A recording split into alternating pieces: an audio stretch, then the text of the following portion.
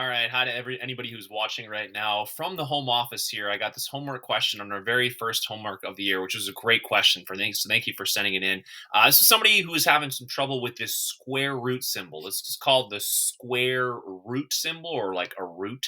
And that's another thing called a radical. It's called a radical symbol as well. It's called a whole bunch of things. We'll learn a little bit more about radicals later in the year. But square roots, the idea of square roots is for like a 4 here, 9 here, 16 here, 25, 36, and 49. Those are actually like really good numbers to find square roots of. You'll see in a second. Not every number is really great for finding a square root of, because the idea of a square root, if you see a square root symbol over a number, is that what you're trying to do kind of in your head is you're trying to figure out the number that when multiplied to itself is this number, right? Is this number? And actually, you're trying to look for the positive number, because in fact, there are actually two numbers that when multiplied to themselves equal 4.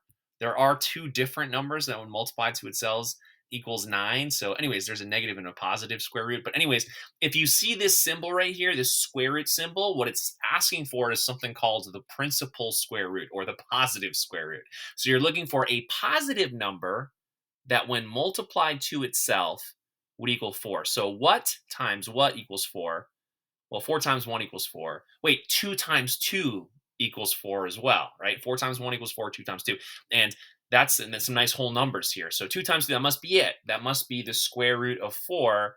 Has got to be 2, because 2 times 2 equals 4. 2 times 2 equals 4. So anyways, numbers that multiply to themselves, right? 2 times 2 equals 4, 3 times 3 equals 9, 4 times 4 equals 16, 5 times 5 equals 25, right? That stuff from the multiplication tables that hopefully you've studied over time, studied over years. If not, I would recommend doing like a multiplication table every single day. Like, I think that would be useful for you at this point in time this year here. But anyways, I'm saying that for anybody in the class who might struggle with multiplying here. But anyways, if you multiply a number to itself, what you're doing is you're squaring that number, right? You're squaring that number. 6 times 6, that's the same thing as 6 times itself 2 times, or 6 to the second power. 7 times 7, that's the same thing as 7 squared. So 7 squared is the same thing as 7 times 7. And 7 times 7 from our multiplication tables, from our calculators, we know is 49.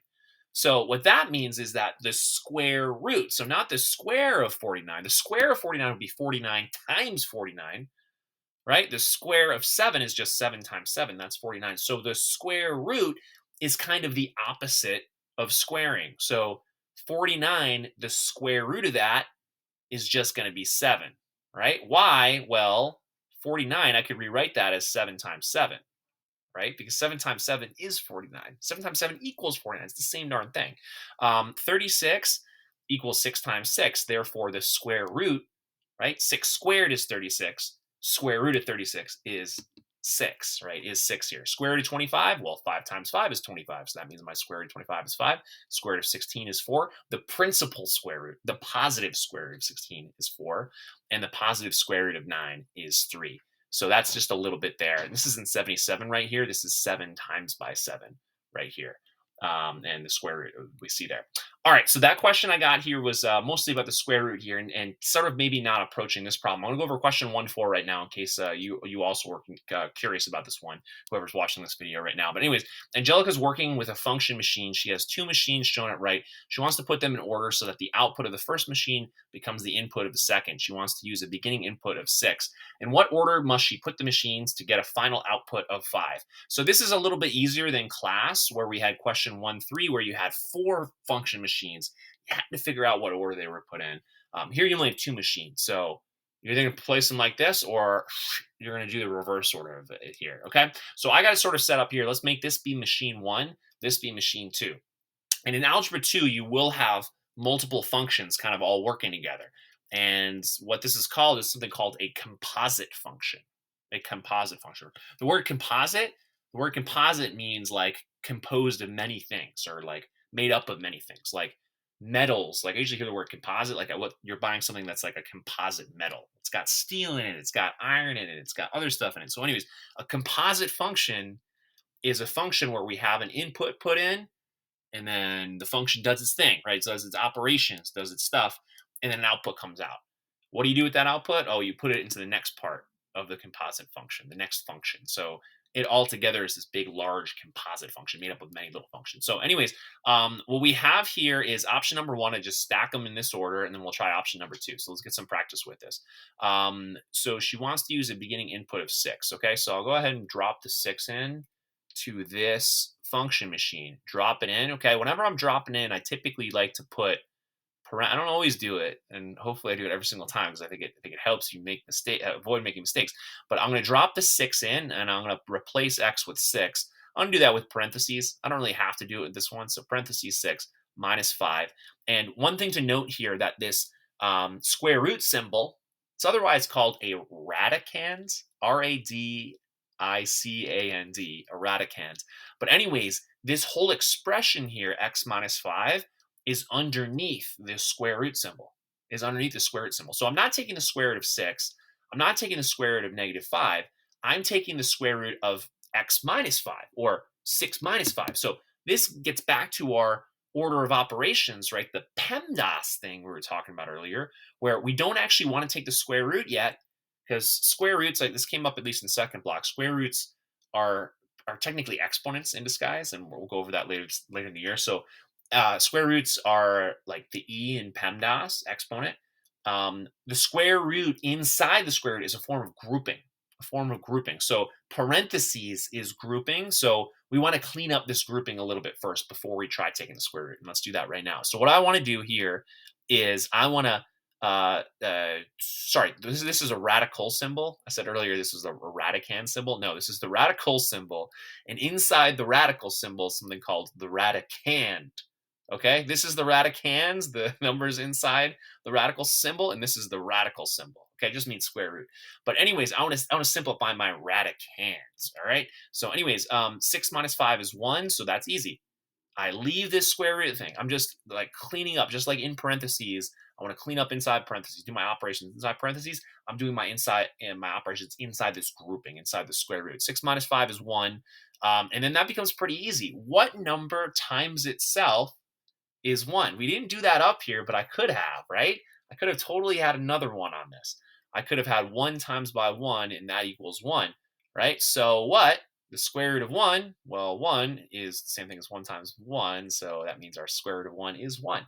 And so that means what's going to come out of this machine here, and we'll flip to a different color for the next machine here, would be 1, right? That would come out here because once I take the square root of 1, voila, that's as simplified as we get it as it to come out here. Okay, so what came out was a 1. Maybe I'll leave that in purple. Okay, that's a y that comes out. But hey, input. What's our input variable? Our input variable is x. So I want to input now 1 for x here, and it's going to be dropped in. Okay, I'm going to replace x with 1, and I'm going to do that on the side to see it a little bit more clearly. Y equals, okay, input 1 for x.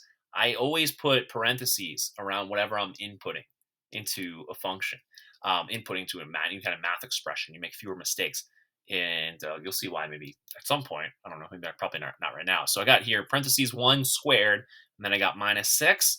So now let's just see. So what am I looking for? I'm trying to get a final output of 5. I'm not going to get it here. We got more work to do in a second because 1 squared, that's 1 times itself 2 times, or 1 times 1, right? So exponents make multiplication, repeated multiplication, written a lot more small here. So it's not 1 to the 5th power, 1 to the 6th power would be 1 times 1. It's just 1 times 1 because it's 1 squared. But anyways, 1 to the 5th power would be the same thing, right? 1 times 1 is 1. Okay, so 1 times 1 is 1 minus 6. Okay, so remember PEMDAS here. I can do my exponent first before I do subtraction because in the order of operations, PEMDAS, exponent first, subtraction is the very last letter, right? So that's the S part of the PEMDAS. Okay, y equals 1 minus 6, and y equals negative 5. So is that what we're looking for? Oh, we're looking for a final output of 5. Oh, shucks, things doesn't work out right there. So let's try the reverse order. Okay, what do we plug in? Let's try plugging in a 6. Okay, I'm going to get y equals 6 squared minus 6. PEMDAS tells me exponent before subtraction, right? So I'm going to do 36. Now I can do my subtraction. Exponent first. Now I can do my subtraction. Y equals 36 minus 6. That's 30.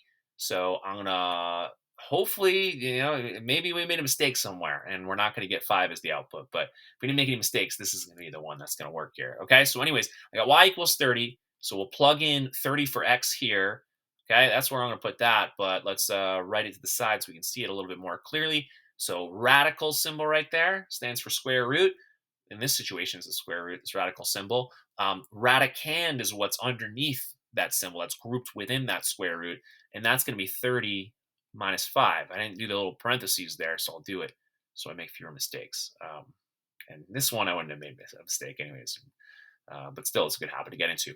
Okay, so I got it right. I got to do my grouping here. I can't take the square root yet. Remember, the square roots are part of the e part of PEMDAS. It's technically an exponent in disguise. We're going to see that a little bit later this year. So now this is the p part of PEMDAS, or the grouping part. I need to clean that up. 30 minus 5. Well, that's pretty easy. 30 take away 5, right? Get your calculator going if you're having trouble with that. But hopefully something like subtraction like that, you're pretty quick at. 30 minus 5, that's 25. And there we go. We have square root of 25 there. What is it? It's 5, right? Because 5 times 5 equals 25. So when you see square roots, just think, is there a number times itself that becomes that number? Right? I really feel like the biggest thing with high school math and being in a position to do it is actually multiplication tables, right? Getting that multiplication table, getting quick on it, just do a multiplication table every single day. It's just 10 numbers by 10 numbers, right? That's it. If you do it every single day, something like this, mental math is pretty quickly. That 25 is very significant because it's where the 5 and 5 meet on a multiplication table. It's 5 times 5.